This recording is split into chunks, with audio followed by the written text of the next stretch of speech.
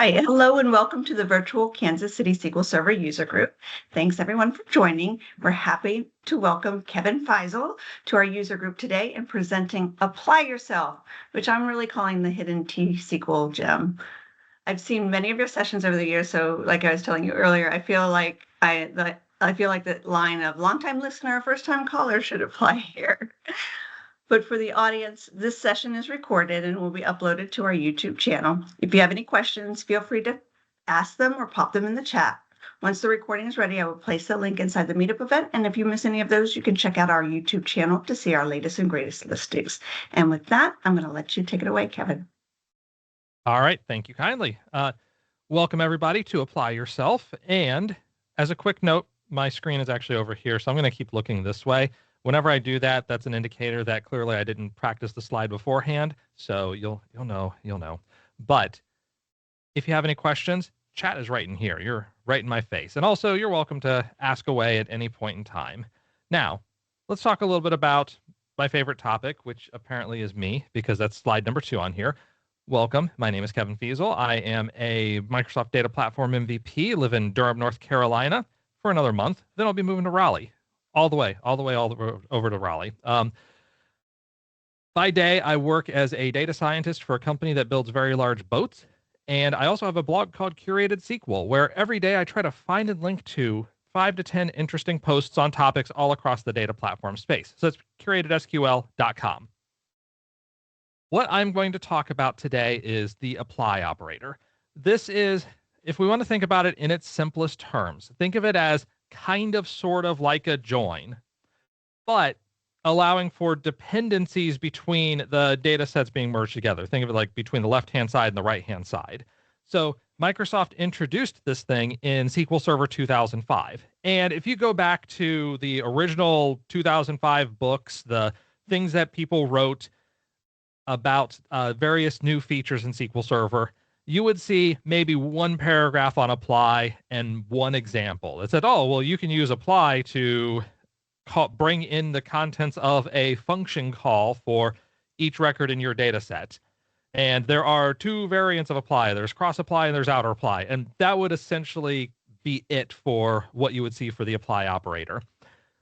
Since then, there have been several very interesting use cases, and we're going to focus mostly on those things. So getting into what the apply operator is, like I mentioned, at its core, semantically, it is kind of similar to a join. Mechanistically, it's a little bit different than that. But you can think of cross-apply as similar to an inner join in that the cross-apply operation will filter out records similar to how an inner join filters, where if you do not have something on the right-hand side and on the left-hand side, then you don't get a row result. Meanwhile, outer apply is semantically similar to a left outer join. And as I get into a little bit more of how apply works, you'll understand why I have to emphasize left outer join, not just because right outer joins are cruel and unusual punishment, but also because there's no mechanistic way in which a right outer join could work. So, since I'm on that topic right now, I'm going to just go full tangent and explain it away using a little bit of ad hoc picture drawing. So think of your apply operator. The way that it's going to work is we have on the left-hand side a table, a virtual table, some construct that has a set of rows. And I'm just going to freehand these because I messed up the first one. So I'm going to give you some free tildes. And we've got, for each row, we are going to perform a function. A function, go back to math class, and a function has an input. It has some operation that happens. And generally speaking, you should have an output. Technically, if we want to talk about definitions of functions, mathematical and otherwise, may or may not require an output. But for our purposes, we have an input, that is the row. We have some operation that is going to happen. This is the function that we're calling. And presumably, we're going to have an output, or maybe we'll have more than one output. We could have more than one row coming back. So if we think about an inner join, you have your left-hand side, you have your right-hand side, And for each element on the left-hand side, you're trying to find which matches you have on the right-hand side.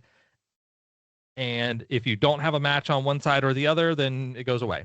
That record's gone. Now, if you think about a left outer join, the same picture applies.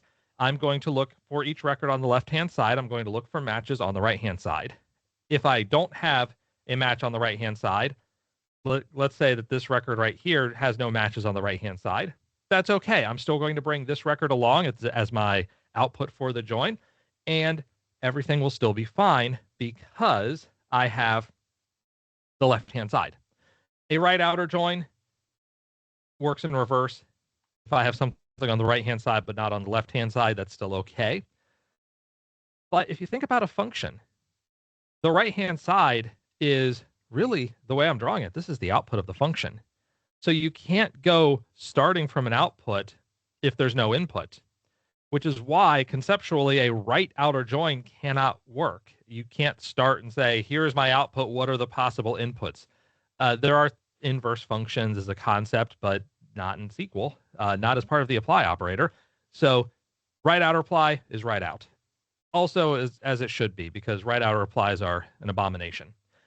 Cartesian products, also not really possible here because I have the collection of all possible outputs. Well, that is a wild range, and SQL Server is not going to try to compute that. It's not going to pretend that this is some sort of mathematical engine, and you can have, well, my set of possible answers is this, and so I'm going to take that set of possible answers, and I'm going to multiply that by all of my records here and give back all of the outputs. That also doesn't make any sense. So at its core, left outer join. Next, let's talk about why we're talking about apply. And I think this tweet from Adam Mechanic, that's a bit old, but still relevant, definitely applies. If you do not understand the apply operator, your skills are somewhere around the 50th percentile at best. And this is not intended to be a knock on people who don't understand apply.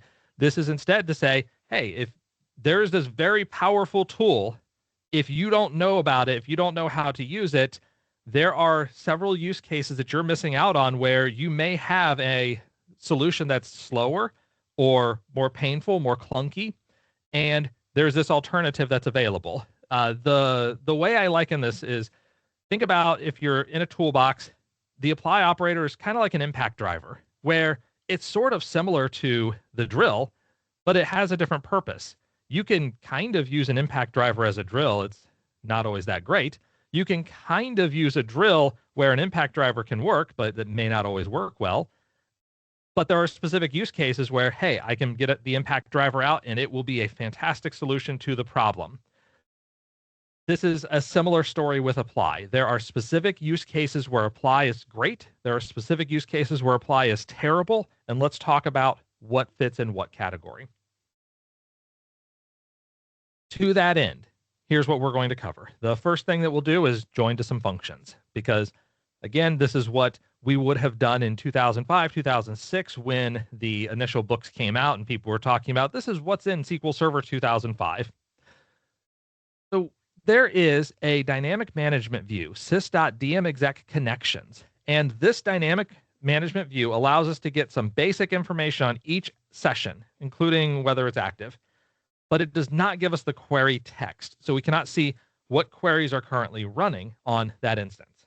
However, there is a table valued function that is called sys.dmexec text. This takes in a handle, which is a var binary. So it takes in a plan handle, and we can send in that handle and get back what is the text given that handle. Well, fortunately, on dmexec connections, we get a plan handle. So I can take that plan handle and I can sort of join to the function and get back what are my results. So I could loop and call the function for each record that I get back, maybe build out a cursor and try to solve it that way. But not a great solution. And I cannot use inner join in this case. If I try to use inner join, I'm going to get an error message, incorrect syntax near semicolon. That error message happens because I can have an inner join. I can inner join on a function. You could do that in SQL Server 2000. You could do it in 2005 and later. But the trick is you cannot have an input. As soon as you introduce an input, like most recent SQL handle, you will get this error because inner join won't allow for function calls that include specified parameters. So the solution is to use cross-apply. So I can have dmexec connections cross-apply dmexec SQL text, sending in the most recent SQL handle from dmexec connections. Then from there, in my select clause, I can specify any columns that I want from either left side table, dmexec connections, or a dynamic management view in this case, or right side function results, which I labeled as T. So I aliased that as T. And so I could get the text from that function call and reference it in my select clause as though it were just a regular join to a regular table. So let's take a peek at how that works in practice. And so in here, I've got several examples against AdventureWorks 2012. I do want to note that I ran a script to extend AdventureWorks, make it a little bit larger for some of the tables, as we'll see in the future. But before we get there, let's run this query, dmexec connections. Let's see what we get. We have session IDs, we have recent session IDs, a lot of information. This is running, by the way, on SQL Server 2022. And if I scroll all the way to the right, we have this most recent SQL handle, which is a var binary blob that is a pointer to somewhere in memory where, or the cache where we can retrieve out the text of our queries. So I can run cross-apply. I can cross-apply dmexec SQL text and get the text, which is what we saw in our demo example. And if I run this, I get back 13 rows. So what I want to specify up here is I have 14 rows here. I have 13 rows here. What that's indicating is that we are filtering out a row. There is some row that did not have a, either did not have a value for most recent SQL handle, or did not have a most recent SQL handle that pointed to something that says some dmexec SQL text could actually reference.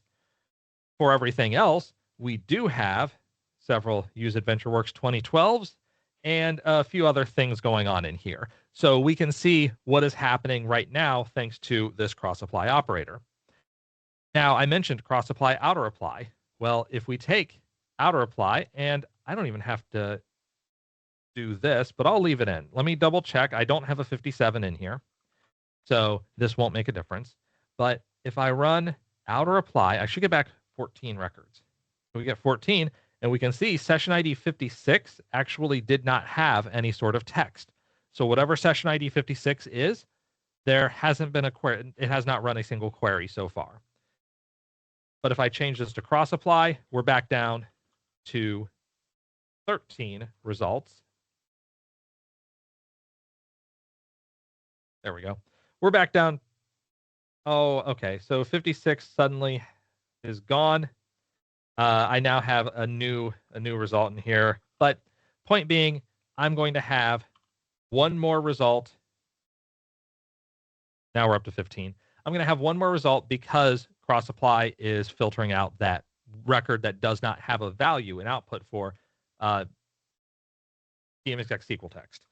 So that's what's happening here. Also, yeah, okay, so when running cross apply, session no longer shows up, hence the results of the demo. Now, this was the initial use case for the apply operator, but I'll be blunt. If this was the only use case, if it was only to reference functions, as in multi-statement or inline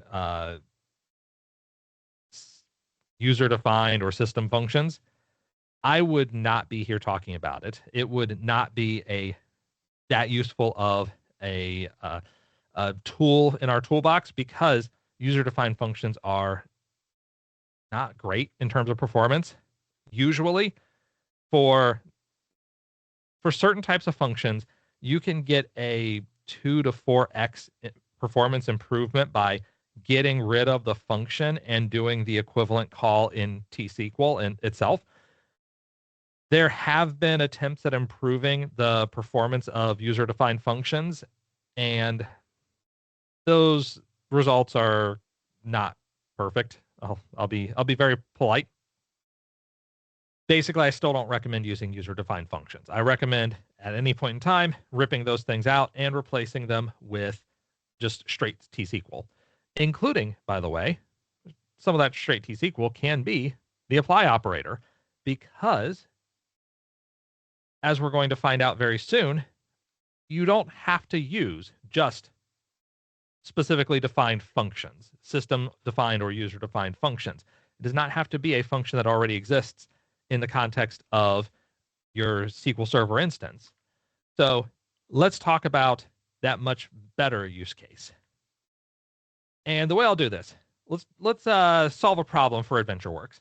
So we want to figure out how many times somebody has purchased a water bottle from the AdventureWorks company, from their store. And we also want to figure out not just the count of times somebody has purchased it, but also to what product category and to what product subcategory does this water bottle belong.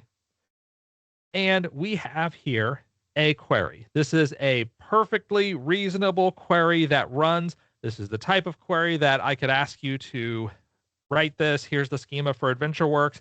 And I think a lot of people would come up with a query like this. So let's talk about this query. From production.product category, join to subcategory, join to product, join to sales order detail. So these are all valid joins. No problems, no questions here. What we're going to get is a filter where the product name is water bottle 30 ounce. Then I want to select some values. I want to select the category name, subcategory name, the product ID, the product name, and I want to get the number of purchases. Well, I have here an aggregation function, count. I also have here non-aggregated columns, the category, subcategory names, product ID, product name. Therefore, I need a group by clause that includes all of the non-aggregated product attributes. That's one way to do it. And again, it will work fine. This is an alternative way to do it using the apply operator. So starting here from product category to subcategory to product, 3 inner joins, just like before. But now instead of inner joining to sales order detail, we can introduce a cross apply. And inside this cross apply, I can specify from sales order detail where p.product ID. So in other words, p is outside of my apply operator. And SAD is sales order detail, which should be SOD, but I figured that would SAD was working a little bit better for me at the time. So SAD.product ID. Then, by the way, I'm gonna alias this as X right here because it doesn't matter what you alias it as, it's still gonna work the same. So we have our category name, subcategory name, product ID, product name, and then we have this detail count. And that detail count is the count of results where the product ID matches our left-hand side. So this is an ad hoc function. In other words, this function does not exist. I never wrote it down as a user-defined function in some instance, in some database. This is something that exists only in the context of this query, and after this query, it's gone. Well, what's also nice about this is that I do not need to have a group by clause because my aggregation happened within the context of the function itself. It did not happen outside of the function. So I got my count and there were no non-aggregated columns in that count statement. Therefore, no group by clause. And let's see how this works in practice and a little bit about why might we want to do this. So here, I do have statistics, IO, and time on. What I'm going to do instead, I'm going to put these in SQL Sentry Plan Explorer, and I am going to run both of these. Now, I know that the text is going to be a little bit small, so let me zoom it and try to make life a little nicer for you. But this is our first version. This is the count version where we inner join, and I do have a left outer join. It doesn't matter in this scenario because we are only going to get records where I have results, where I have product matches. One other note is that I am using an enlarged table. So this is, instead of having, I think it's something like 32,000 results, this has about 1.25 million results. So it is a couple of orders of magnitude larger, and will help us pinpoint performance differences more effectively than with a very small table. And then down at the bottom, I have the cross apply. We've seen both of these. Let's run, get the actual plan, and AdventureWorks 2012, run, please, and show me results. Here we go. So what do we have? Our top query is the first query that I wrote, the one that has a count star with inner joins. And estimated cost is about 2 to 1. Actual cost compile time, we can kind of ignore compile time because there may be variance over time here. But duration is a fair amount different. CPU is a fair amount different. Reads are exactly the same. So I/O is the same. CPU is a pretty good amount better. And therefore, wall clock time is a little bit better. So duration, 4 to 1. CPU, almost 4 to 1. And let's try to understand what's happening and why this may make a difference. So we have here product, getting the product, seeking by the name, and then I need to look up to get the subcategory ID because the index that I have, this alternate key on product name, does not include a subcategory. So we have a nested loop to grab the subcategory ID and the category ID and whatever else we need. Okay, so then we have the results of the nested loop. And actually, I can tell you exactly what's in here. I think it's just the subcategory ID. Yeah, it's just subcategory ID because subcategory is going to have the category ID and so on. So we have that nested loop join. We have another nested loop that is going out to product subcategory. So we're getting one record. We have another nested loop to product category. So we're getting one record. And then we have another nested loop to sales order detail enlarged, where we are getting 187,520 records because there is one record for each purchase in the table.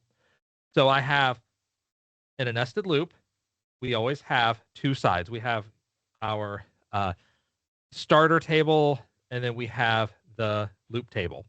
And this is basically, it's a for each loop.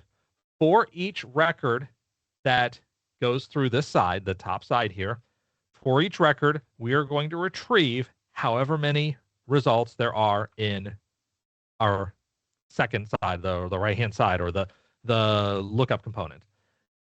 Well, one time we ran through this and we got back 187,520 rows. We had to collect all of that data and stream it to the next component, which is a stream aggregate that takes the results and then groups them by name, product ID, product category name, product subcategory name. And then we have a compute scalar to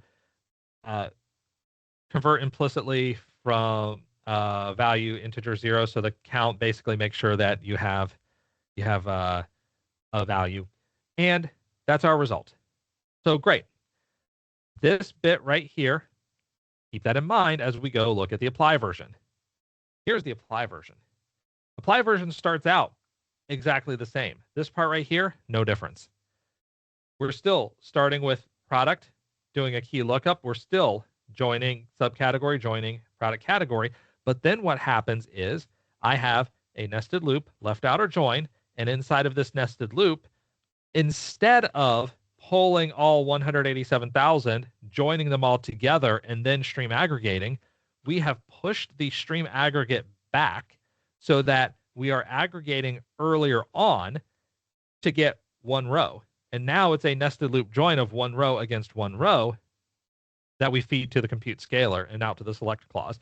So by doing this, pushing this stream aggregate further back, we're dealing with fewer rows, or we're dealing with the same amount of data, but we're dealing with the large set of rows earlier and for less of the query, less of the operation.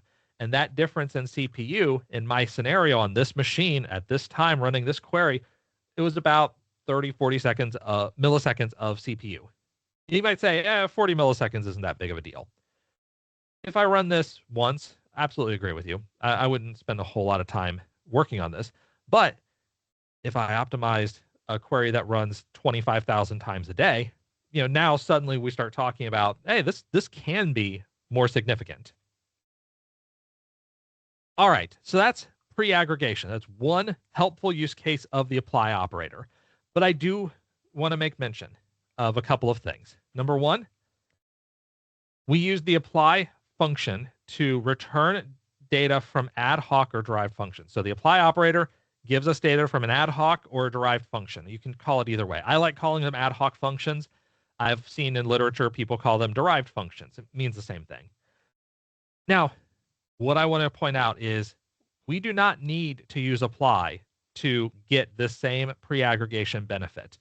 I could just as simply use a correlated subquery where instead of using cross apply, I could inner join, and then inside of there, in parentheses, select count star, blah, blah, blah, and still get the same type of performance. So this is not special to apply, but the behavior of apply and how it operates enables the optimizer to go down this plan that is successful. So in this case, apply worked well because this early aggregation allowed us to reduce the number of rows that were going through a nested loop join. And so therefore, the amount of CPU that we needed to loop through that nested loop join. Next thing that I want to talk about, and by the way, for the people who've come in, welcome. And if you have any questions, please do feel free to drop them in chat. I have chat right in front of me, so I'm happy to take questions whenever. But the next thing I want to talk about is getting a specific child record. This is, I think, one of the most useful cases for apply. And here's my motivating scenario. I want to figure out for each customer, what is your latest order? And with your latest order, I'd like to figure out the purchase order number associated with that order, as well as the total amount due on that order. Business person comes out to me, asks me that question, and what do? I go to my thinking corner, and I think about how could I possibly solve this problem? Well, there are three mechanisms that I can think of that would work. The first one, nested subquery. The second one, a common table expression with a window function. The third one, a derived function using the apply operator. If you don't understand any of those terms, we'll see examples of each one, so it'll work. Now, while I'm in my thinking corner, I could also think about, technically I can use a while loop, I could use a cursor, but these row by agonizing row or rebar solutions are not going to perform well. There are better versions that follow the standard relational algebra that we have in SQL Server and are going to perform significantly better. So I'm not even going to go down that road. There are specific use cases where cursors can perform better as the best possible option in T-SQL. This is not one of those cases. Now, I could also put together some temp tables and use temp tables to filter things down and then join temp tables together. And if I have a very complex solution, it might perform well in specific circumstances, but it's going to be more pain to maintain. So we have that trade-off between simplicity of the query, ease of developer understanding, versus performance. And sometimes you hit that sweet spot where you get high, easy to maintain code that is also highly performant. Sometimes you have to have that trade-off where, okay, the code is harder to understand, but it performs better. And there may be circumstances where I'm on a critical path. I need this code to perform as fast as humanly possible. I will accept very ugly solutions. I will accept complicated solutions in order to shave off time because it is that important. And in that case, we go with the more complicated route and hopefully document the code very thoroughly and have good tests around the code and make sure that it is stable and sound code. But again, this is not a scenario that is going to require this kind of result. So I'm also going to ignore creating temp tables and more complex solutions because we're going to find something that will perform well. So let's go to the demo. Let's see the demo in action. And this this particular demo is going to get a little bit weird when I bring it into Century on Plan Explorer. I'll explain why when we get there. But first, I just want to figure out for each customer, latest order, purchase order numbers associated, and total amounts due for those orders. And we have a count of sales.customer joined to person.person. There are 19,119 customers. So for each one of the query options, I should get back 19,119 results. Otherwise, I have made a mistake somewhere. One thing that I will note, I am going to create a helpful index. So I'm going to create an index on sales order header, on customer ID and sales order ID. I'm going to include the purchase order number, order date, total due. This will allow my query to be optimal regardless of which query that I choose, because this is a proper covering index. So I have the customer ID, I have the sales order ID. I'm going to need both of those. And I have all of the things that I want to include in the select clause. So this way I don't have to worry about unnecessary index scans. Spoilers. First method, subquery. Now, this one, technically, this is not a correlated subquery. The reason why, I had to double check in here.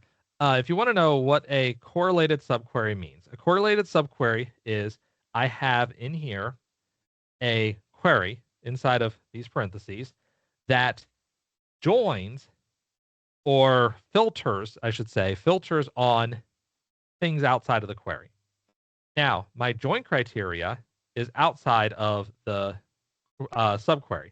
I could run this subquery and get results. If I can run it and get results, it is not a correlated subquery. All right. That aside, our subquery example. We have here sales.customer joined to person.person, and I'm left out or joining, and I'm getting back the customer ID and the max sales order ID. So I want to get back the latest order. I am taking advantage of a property here that sales order IDs monotonically increase with respect to time. What that means, it's just a fancy math term for saying that the number always moves in the same direction with respect to time. So as time goes on, we expect that number will always increase for a customer. So if they have order number 24, the next order in time is going to be some number greater than 24. I can't tell you anything other than that, except that it will be greater than 24. Not equal to, not less than. And then the next order after that, chronologically speaking, must also be greater than this number, whatever it could be. So we have that property, we have that guarantee. What that means is I don't need to track the sales date for each one of these because the sales order ID increases correspondingly. And you could write a query, you could test this out. Just because you have an identity integer doesn't necessarily mean that this will always be true. But you could check that in your systems and possibly take advantage of a mathematical property. So by doing this, what I can do is I can left out or join the inner query here and get customer IDs and sales order IDs. And then I can join to sales order header again, because in here I have the customer ID and the sales order ID, but I do not have the order date or the due date. So I'm going to need those. And in order to get those, I need to join back to this table. If I run this query, I'm going to run it. I'm going to get back 19,119 rows. And you could look at this. I will ask you to trust me that the results are correct for all of these queries. You're welcome to verify it later yourself if you wish, but just trust that they are correct. Second mechanism, window function. Now, in this case, I'm using a common table expression. There's nothing special about the common table expression. What's special is the window function. What I have here is sales order header. And then I'm saying, give me the customer ID, the purchase order number, and the order date, as well as row number. Row number is a monotonically increasing number, and we now know what monotonically increasing means. And then over clause indicates this is, in fact, a window function. Partition by. The partition by clause says, this is how I wish to filter my window. This is what my window contains. Customer ID. So for each customer ID, build me a new window. Order by sales order ID descending. In other words, show me the latest orders first. Latest orders come first. Latest order is going to get the lowest row number. Row number always starts with 1. Every time we change window, reset that to 1.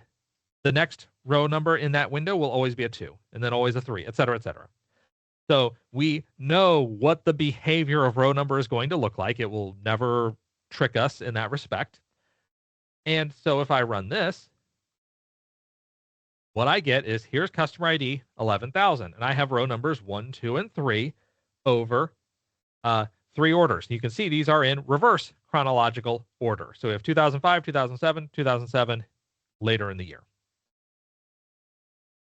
So what can I do with that? Well, what I can do is I can say from sales.customer join to person.person, just like before, and then I'm going to left out or join orders.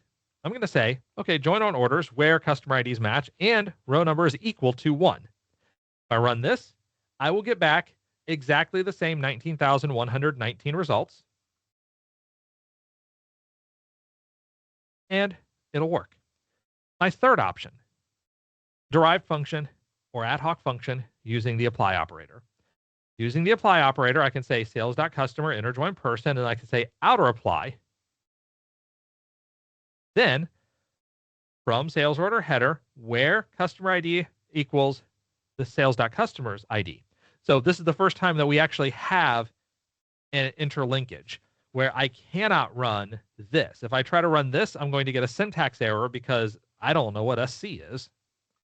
SC is outside of the function definition. So I cannot run this standalone. But I want to get for that customer the top one, customer ID, purchase order number, order date, and total due, ordered by sales order ID descending.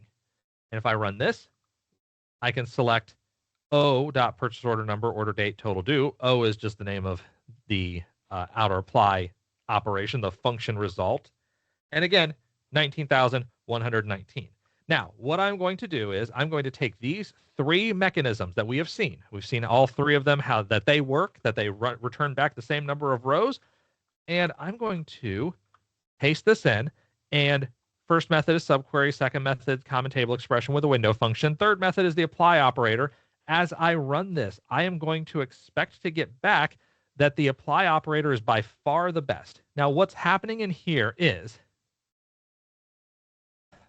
there's a computed column that is part of this query. And this computed column gets really annoying in Century 1 Plan Explorer because the Plan Explorer is like, oh, hey, you have to make reference to this. We have to see this this ID. And it runs forever.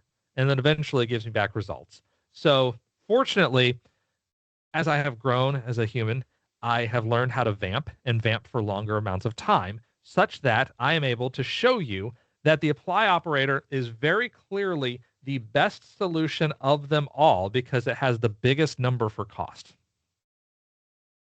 which doesn't sound right. And it shouldn't sound right. If we look at duration, so let's look at this. Cost. Apply operator, 54%. Common table expression, 15%. Subquery, 30%. Don't just look at cost. Cost is an estimation. Let's start looking at durations. Let's start looking at performance and what has actually happened. For duration, it turns out that the apply operator, as much as I was ragging on it for the cost, actually has the lowest duration, which is interesting. If we look at CPU, it has the lowest CPU. Now, there is a small difference in user-defined function CPU, so you kind of have to take that into consideration, but it's not that big of a difference. It's 6 milliseconds here, so even if you add 6 milliseconds, it's still lower. But where we have an enormous difference is in reads. The first two have about 400 reads, and this one has 42,000 reads. And bigger is not better in this scenario. In this scenario, we don't want that. So let's try to understand why. Why do we have this? Why are you the way that you are? And I'm going to drag that down, and we're going to look at execution plans and try to understand what happened with the apply operator here. Why was it a bad choice? All right, this is our subquery. We have an index scan of sales order header. We're scanning on that index that I created. And then we're having a stream aggregate to get from 31,465 rows down to 19,119 rows. So we're taking basically an aggregation of the customer ID, the 19,119 customers, and what is your maximum sales order ID. So of 31K rows, we pull back 19K rows. Then I need to join again to sales order header to get the rest of the data. So we have a hash match and we have a scan. So we've got two scans of this table, one of an index, one of the clustered index. So one of a non-clustered, one of the clustered. Then we hash match to customer and person. Now this box part that I've highlighted, this is going to be the same for all three. So this is it's kept constant. I'm not even going to analyze that in detail because it's going to be the same across all three. So let's look at where we see a difference with the common table expression and window function. And again, specifically, this is because of the window function. The common table expression is just the mechanism we used to get there. We have one scan of sales order header of the index. And then I have compute scalar, segment, sequence. These three, if you see, especially segment, sequence, project, that's usually how you know, oh, I have a window function here. So what we're doing is we're taking every one of these rows and then we're breaking them out into our window, break it out by customer ID, and then we are generating a number. We're generating our row number, and then we're filtering where row num is equal to 1. So that gets us down to our 19,119, and then we join that to customer and person and get back our results. You may notice there are exclamation points in here. User-defined functions. Those are annoying. Do not like, do not approve. But that's not part of our query. That's actually part of the table definition. Okay, apply operator. Why are you different? Why are you going wrong here? Here's what the apply operator is doing. For each customer, we have a nested loop join, and we're going to get any records back associated with that customer from sales order header, and then filter out to the top one record. In other words, we have an index seek. The first two, remember, we had index scan, index scan. So we were scanning the entire index or scanning the clustered index. Here we have an index seek, but we have 19,119 index seeks. So each index seek may only take 3 pages, 2.5 pages. But 19,000 times 2.5 is, well, a little bit above 42K. So 2.2 pages per seek. Basically, this is how we get to 40-some thousand seek results. Pages read in here. So we look at that and we say, that's not a very good result. This doesn't seem like a great demo. Why would this guy be here talking about the apply operator if he's going to show me a demo where it's so much worse? But allow me to provide a conjecture. Here's my conjecture.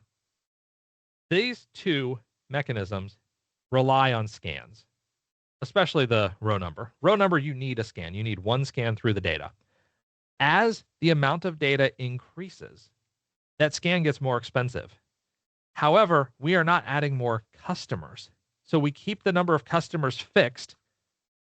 This is going to be, it's going to grow basically not at all if we add any more orders. So let me actually show the next demo. The next demo here is against sales order header enlarged. Sales order header enlarged, instead of having 31,000 results, is closer to about 1.25 million records. And if I run all three of these, this is going to take a moment. We are going to have user-defined function nonsense. But after the user-defined nonsense is done, then we are going to get some results back that will be different from what we saw before. What we will see is our subquery version and our common table expression plus window function version both still require at least one scan of the data. But our apply operator never requires a scan. Because it never requires a scan, if we keep the number of inputs roughly fixed until you have so many rows that you need more pages per execution, then this will grow kind of slowly. So it'll grow very slowly over time. You have to get to about, I think it's 27 million rows before you then get to page number 4. And then it's somewhere around 1 billion rows before you get to page number 5, depending on various factors like how big each page, how many records you can fit per page, et cetera, et cetera. But with the rough size of these pages, I think that number is coming to mind. All right, here is what it looks like with, if I come down here, 1.258 million rows, 1,258,600 rows. We have one scan of that as part of this hash match. And we also have, in this case, an index seek. We had so many records that we started seeking, and we seeked out the top one record per customer ordered by sales order ID descending. So one seek plus one scan gave us back, if I zoom up here, 62,000 reads because of that seek. Also, duration, 2 seconds. Our window function, duration, 1.5 seconds, 5,000 reads. Apply operator, 1.3 seconds, 63,000 reads. So still a lot of reads, still more reads than the apply operator version. But even at 1 million rows, 19,000 out of 1 million rows, we can see that the apply operator is better. It is taking half of the CPU time. It is taking, well, once we factor in the UDF duration, it's taking a significant amount less time if you factor out the nastiness of having a user-defined function in a table, which is just a bad idea in general. The AdventureWorks, they gave some bad advice with that one. But if I look, my execution plan looks the same as before. It's just these pipes are fatter. These are bigger arrows because we have more rows that we're sending through, more rows that we're segmenting, more rows that we're sequence projecting, more rows with the compute scaler until we filter them down here to the 19,000 rows. But all of this block, we're having to deal with 1.2 million rows. Meanwhile, apply operator looks exactly the same as before. We have the same nested loop join. We have the same index seek. We have the same top operator. The only thing different is we have slightly more reads because in more cases we had to go down to the next page. We had to go down to page number 3. We couldn't find our answer on page number 2. So as a result, we went from 40,000 to 60,000 reads. But our CPU duration, our compute time, significantly less than these other two. So in other words, if your storage subsystem is pretty fast, which nowadays, a lot of systems we've got NVMe, we've got flash arrays, we've got much nicer storage than 15 years ago when solid state was just becoming a fancy thing and you had to get special cards to plug into your servers. Otherwise, you had spinning disk. Back in the spinning disk days, I would still probably go with the common table expression plus window function because disk was so slow. But in a world with all flash arrays, I care a little bit less about reads and I care more about CPU and wall clock time. So for that reason, apply now makes more sense. And here's the fun part as I get to the lessons learned.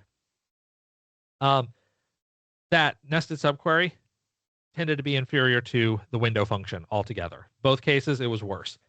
And you could be worse than apply. In the first example, you could say, maybe it's a little bit better than apply just because of the difference in reads.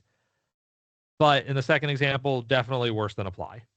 The window function solution, understandable, but it does not scale because that was 1.2 million rows. multiply it by 1,000, give me 1.2 billion rows. Performance is going to be much, much worse if I have to scan 1.2 billion rows versus I seek 19,000 rows. So the apply solution, inefficient for smaller loads, but it scales extremely well. Its scale rate is almost flat with respect to if you fix the number of seek operations. So you fix the number of customers and you just want to get the one row for each customer. If they have more and more orders, each customer has 10,000 orders a piece, it doesn't matter because I still just need to get the one page. I still just need to go down. It may be that I have to go down 4 levels instead of 3 levels. So to that end, yes, there's a larger number of reads.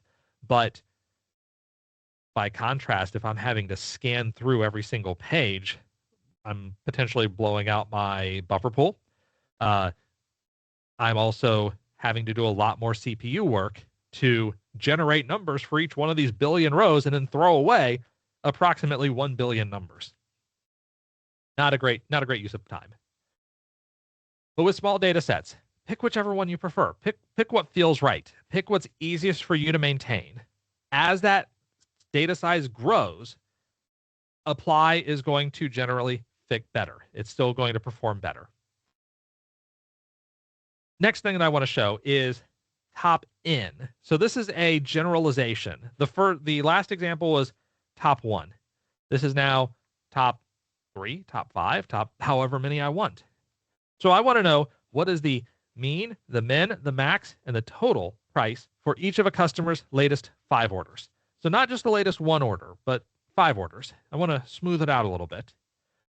Well, going to my thinking corner, I could think about a nested subquery. I could think about a window function. I could think about a derived function with apply. But the thing is, nested subquery, well, we already showed it is absolutely worse than window function, and it is often worse than apply. Also, I do want to make note that as you get to the general case, nested subquery is a lot harder to write.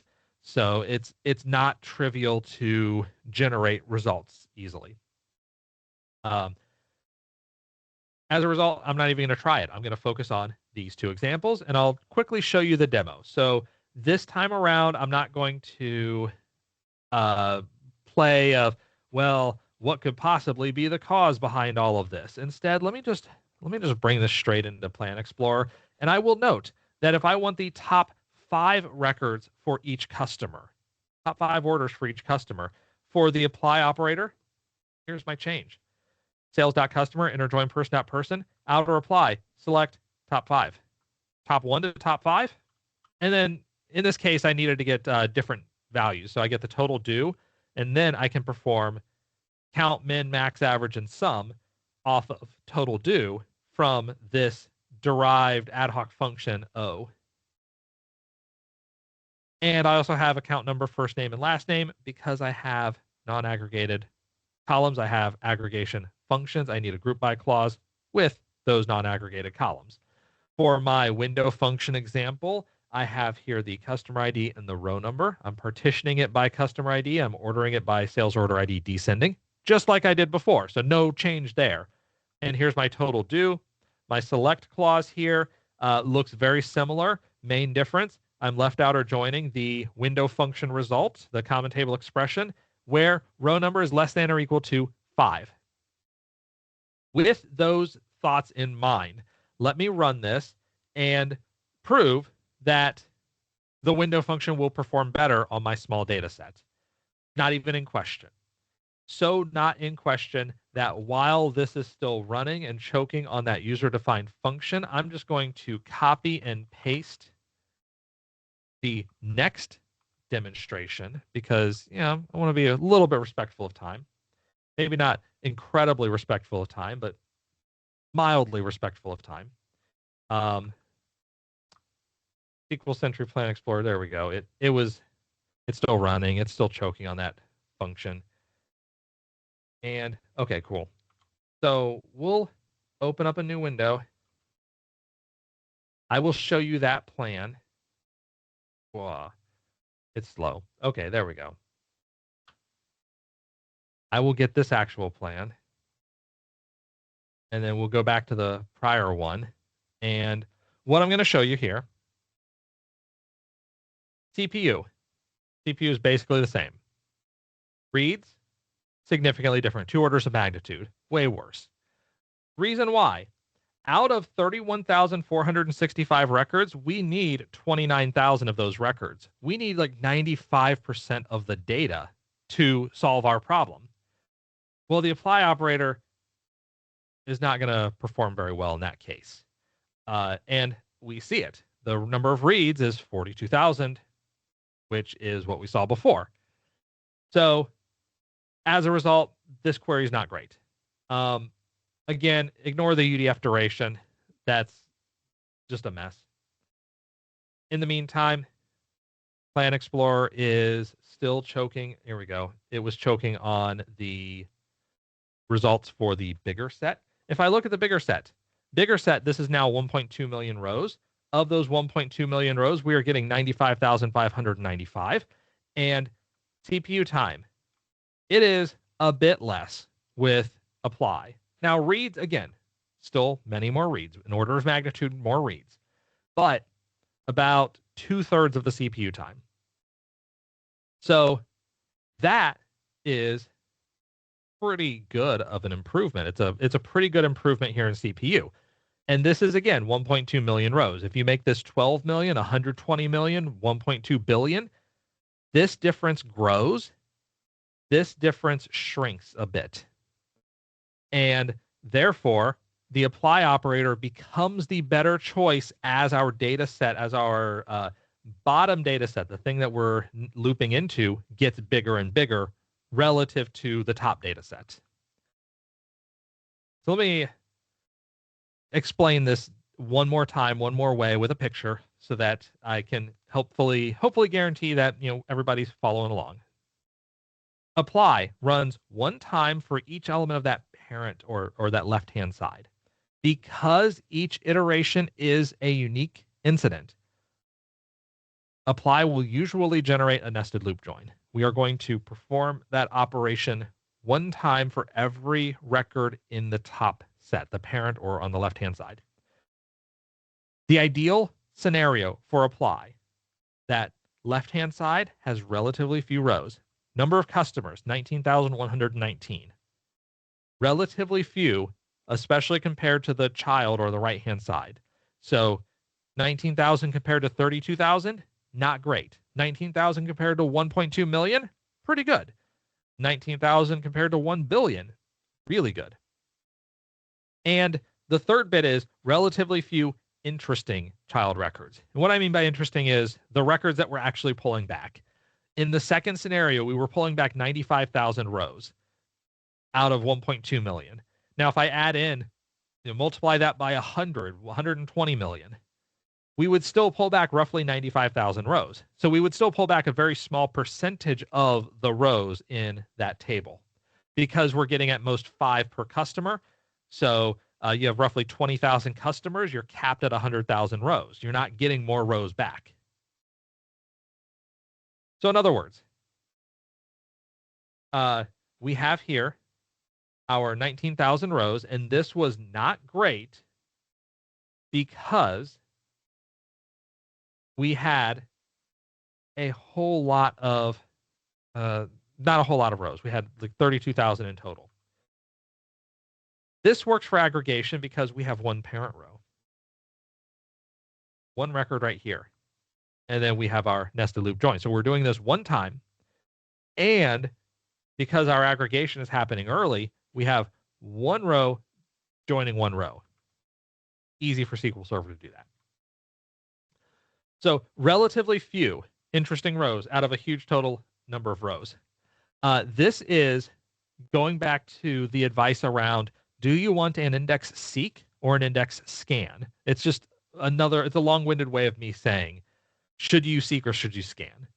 And the rule of thumb, this is not perfect information, but it's usually pretty good.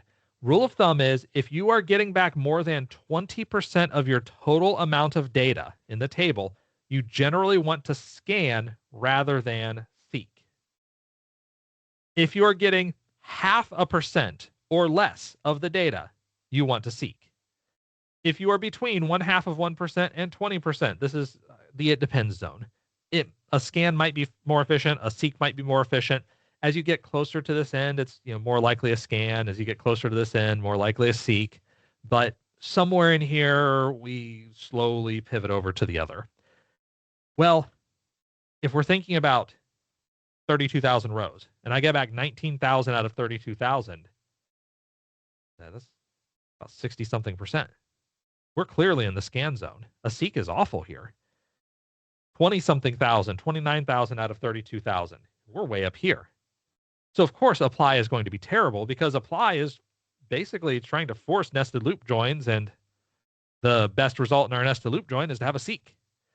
By contrast, if we get back 19,000 rows out of a million rows, or let's say 1.9 million rows, well, that's out here. It's like a less than 0.1%. So the apply operator with its seek is going to be a very solid choice. So that's where we are at in terms of how will it perform.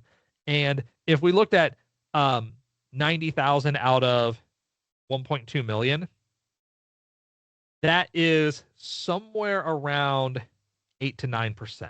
So it's somewhere in this range, which is the it depends zone, which makes sense for our results because what we saw was CPU is a little bit better for apply. Like I said, it's like 2/3 of apply, or of the window function, but reads are still higher. Reads are still an order of magnitude higher. So is one better than the other? I don't know. Maybe. It depends. It depends again on how good is your storage. Do you have very fast storage? If so, apply is probably going to be a little bit better here. Do you have relatively slower storage? Then window function is going to be a bit better here. But multiply the number out by 100, you push out this way, and you get back to, now we want that seek. And if you use a window function, you're always going to have a scan. So for that reason, we have the performance difference. And then, the contrast, when will it perform poorly? If a parent row requires a table scan, meaning we don't have good indexing in place. Gotta fix that. Number of parent rows is huge relative to number of child rows. You need to retrieve almost every record from the child table. In those cases, throw that away. That's not a good situation for apply.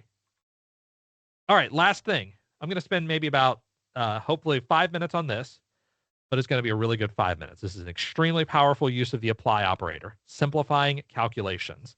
Calculations can be very repetitious, and the apply operator can help us out a lot with this. So what I have here is sales order quantity times the unit price is the list price. Then we have sales order quantity times the unit price times the unit discount as the discount amount. Well, here I have list price times the quantity 1 minus discount as calculated line total. Here I have line price times 1 minus unit price discount minus line total as calculated difference. And then in this case expression, I have this same calculation as here. So I'm reusing calculations over and over, and I have to keep copying and pasting these bits. Well, what happens if I get that wrong in one spot? Maybe it's not order quantity. Maybe it's approved order quantity. Well, now my calculation's wrong and I need to fix it here, but I also need to fix it here and however many other spots where it's wrong. And we can miss one of those and we can end up with some very strange results. So how can we deal with this? What can I do to make life better?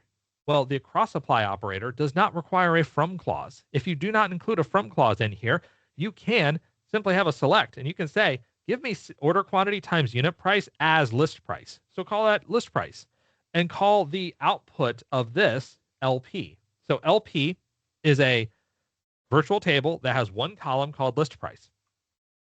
Then I can specify list price in the select clause. So I can, right here, list price and then list price times the unit price discount as discount amount. Cool. But then I can also chain apply operators. Down here, cross apply, select list price times the quantity 1 minus unit price discount, call that thing calculated line total. So now calculated line total, of course I could specify that up above, but then I can also chain it and say calculated line total minus line total is calculated difference. So we've got all these neat uses of different calculations in here that I think a human will have a much easier time reading and saying, if the absolute value of calculated difference is greater than 0.01, then give me back a single one, otherwise 0. So let me show you a demo. And this demo is something I say ripped from the headlines. This is a simplification of a problem that I actually worked on at a prior job. We have a fact table. This is going to include some information on digital marketing.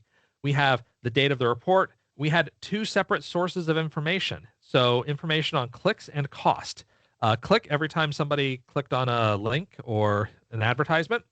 The cost, how much did we pay to display those advertisements? And sometimes we would use source 1, sometimes it would be source 2. So we had a flag here of whether we would use source 1 or source 2. But we only have one source for orders. Somebody buys something from the site as a result of the clicks, probably. And how much revenue did we get? How much did was the unit cost of the product? So I've got some data, and sometimes I have use source 1. Sometimes I say use source 2. Sometimes I have one but not the other. Sometimes I have both. Sometimes I have neither. So just a lot of weird data. And again, actually, this is real. Unfortunate as it was. Fact table. Here was a simplification of this query. So from fact, where the report date is in that range, I have just, let me zoom out just a little bit, because what I want you to do, don't even worry so much about the exact words and phrases. Just kind of unfocus your eyes and look at all of this brown and blue, because brown is functions, blue is expression information, keywords, and just look for patterns. You're going to see a lot of is null, F order count 0. By the way, we had to use is null. Why? Even though sum itself will not return a null, what happens is that the application code that was running this, if you did not include is nulls in these cases, you would get back a message saying, hey, null or some other element has been ignored in the aggregation. Well, the application would read that and say, oh, this is a separate result set. Wait a minute, I wasn't expecting a second result set, and it would throw an exception. It would throw an error. It would fail. So the SQL code had to have all of these is nulls to guarantee that that warning message never showed up. Later on, the code was fixed, but all this stuff still remained. Okay, this is a mess. This is a mess. And we also have conversion rate.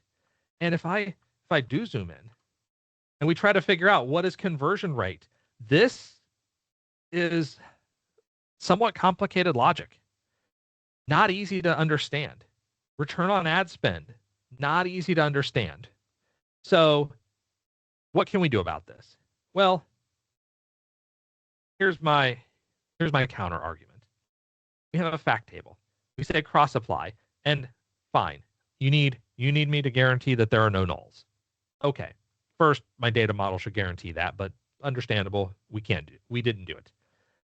Is null click source 1 or 0? Call that click source 1, et cetera, et cetera, et cetera. We're going to call this no null. So my virtual table is no null. It has click source 1 and 2, cost source 1 and 2, order count, order revenue, product cost. No nulls. Then I'm going to have another apply. I'm going to chain apply operators together. Technically, this could be a cross. There's no difference in this case. I'm going to cross apply and say when f.useSource1. So where is f? F is the fact table. Okay, when useSource1 is equal to 1, then give me no null.clickSource1.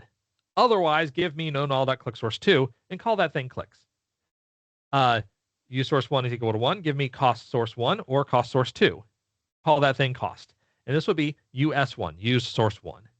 So now, if I come up here, my select statement is us1.clicks.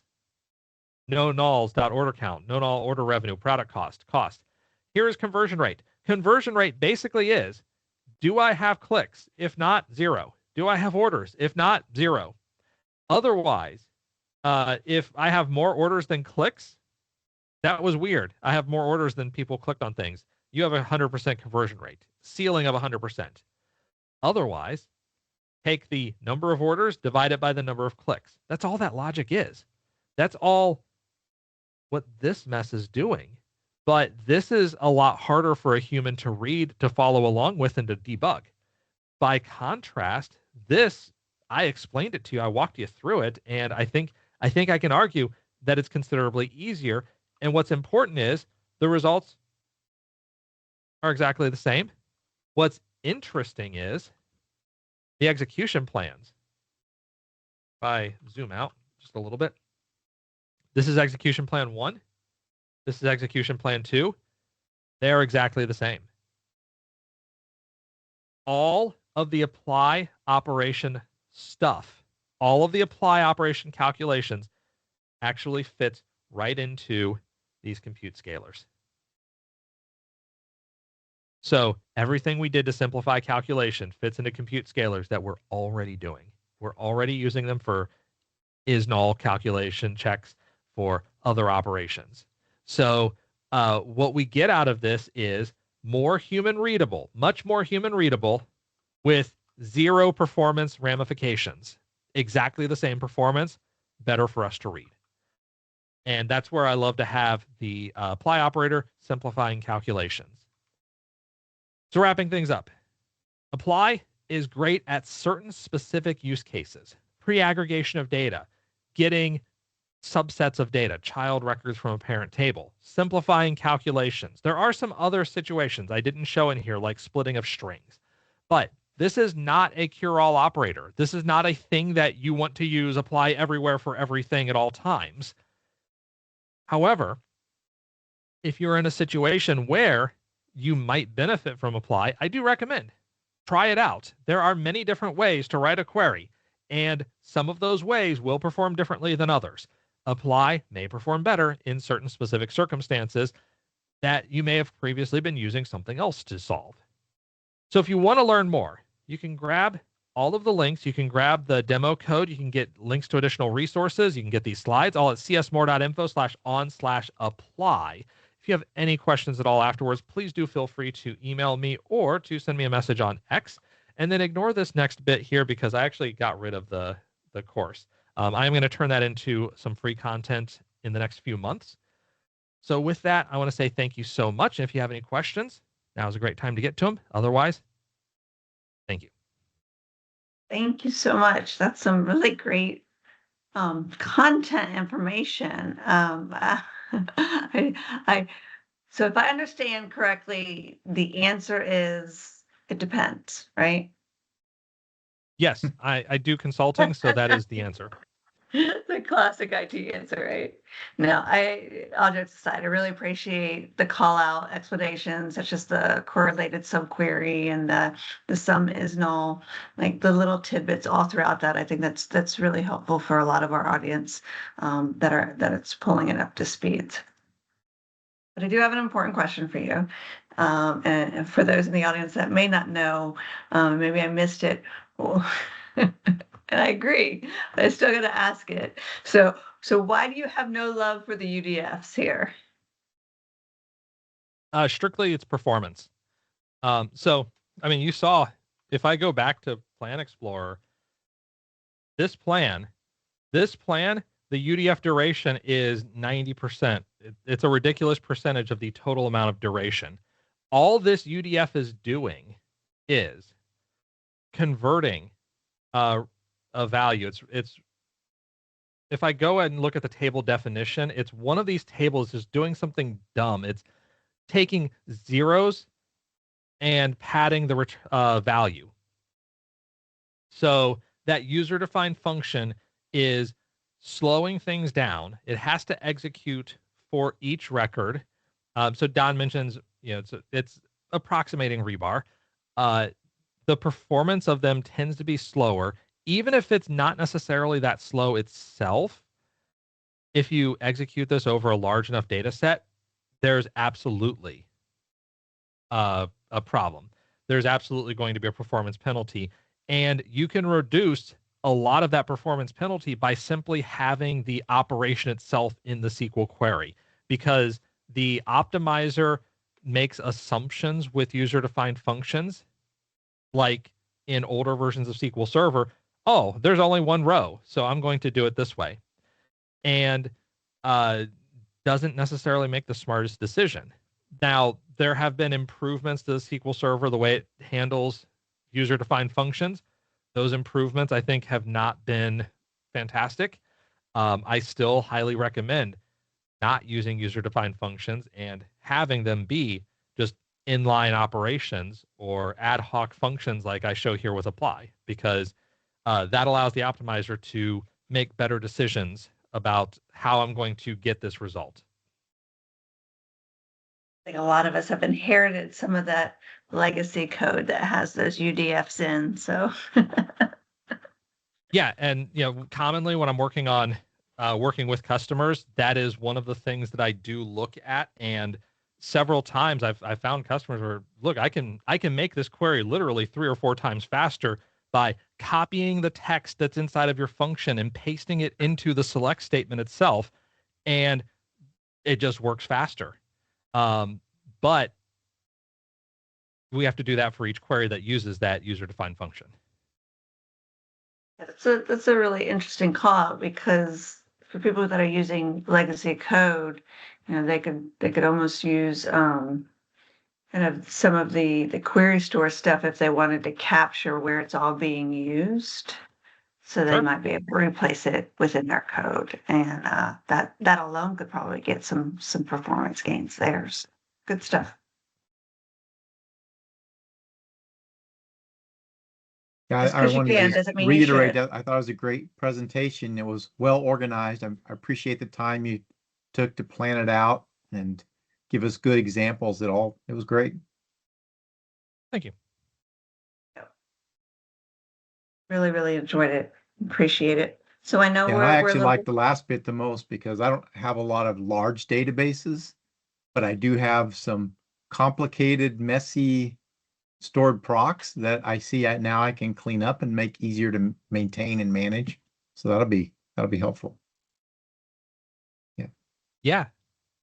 Yeah. The one call out that I would make that I did not include in here, I have a separate talk on window functions. Window functions and the apply operator don't always play along nicely.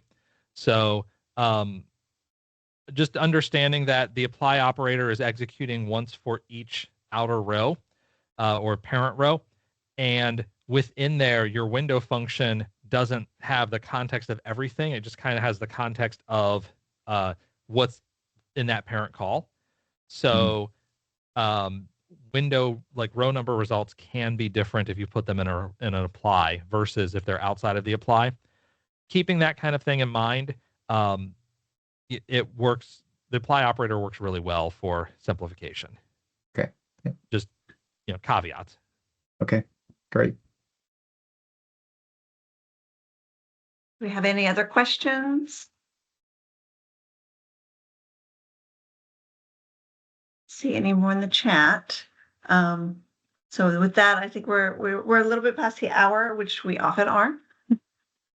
But thank you so much, Kevin, for joining us tonight. We really appreciate it, and I'll send you an email as soon as we load your video up. But thank you. All right, thank you. It's my pleasure.